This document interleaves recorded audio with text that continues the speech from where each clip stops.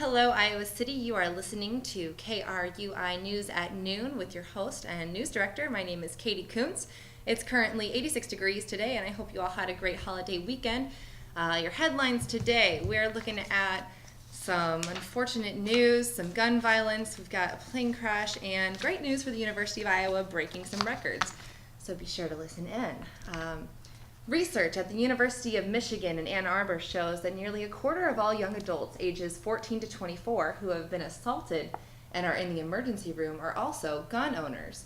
The study shows that regardless of race, 23% of young adults in Michigan are gun owners, and many of them are underage, and the weapons were obtained illegally.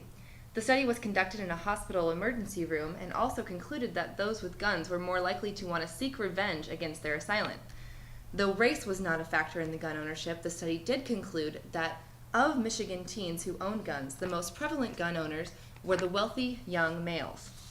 Researchers fear that the growing popularity of gun ownership in the youth population could lead to more gun violence, though many are still split on how to tackle the issue. And the case against George Zimmerman, charged with second-degree murder in the shooting of 17-year-old Trayvon Martin last February, has turned a new leaf after prosecution rested their case Friday afternoon. This morning, friends and family of George Zimmerman say that they distinctly heard Zimmerman's screams on a tape previously entered into evidence. The case last February rose great national attention and heat because Zimmerman claimed self-defense in the shooting of Trayvon Martin, believing that a Florida statute known as Stand Your Ground would protect him from punishment after the shooting. Zimmerman's defense is now offering evidence that Martin first attacked Zimmerman, which is why he had to shoot the teen to protect his own life. More on this case in days to come, and check out our website for links to more in-depth coverage. And investigations continue in regards to the Boeing 777 airplane crash in San Francisco over the weekend. New details now show that the pilot of the aircraft had only 43 hours of experience on a Boeing 777. And that this may have been the pilot's first ever landing. According to the Associated Press, the pilot had thousands of hours of flights on other aircraft models. There were also 4 other pilots on board, and investigations are still pending as to their experience.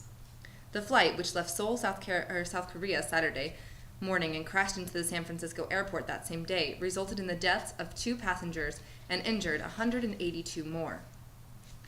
And after weeks of violent protest against former Egyptian President Mohamed Morsi, more Egyptians were killed this morning as protests and violence continue. According to the New York Times, Egyptian soldiers fired on Morsi supporters as they appeared to be praying outside the facility where Morsi is suspected to have been detained. At least a dozen of Egyptians were killed during the violent outbreaks. More of this to come, and details on KRUI.fm. And recent studies show that infrastructure is going to be a major liability and huge cost on both federal and the state level, if anything is to be done about deficient bridges around the state of Iowa and around the nation.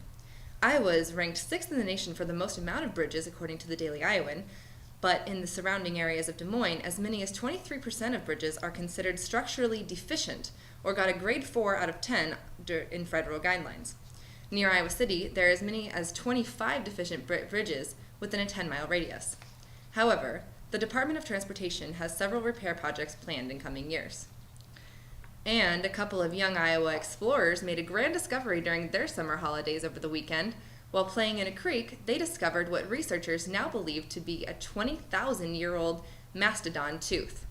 The kids, ages 10, 11, and 12, say they'll be keeping their eyes out for more ancient treasures in their backyards and in rural creeks. And for Iowa Forevermore, a fundraising campaign for the University of Iowa has now raised more than $1.06 billion, surpassing the total of last fundraising campaign, which lasted from 1999 to 2006 and raised only $1.5 million. For Iowa Forevermore is planning to continue until 2016, hoping to raise $1.7 billion, and will serve to enhance student experience while focusing on the overarching priorities of the university, according to President Sally Mason, which is to thrive in a complex global society, ensuring healthier and more sustainable world through discoveries in medicine, health fields, and environmental science.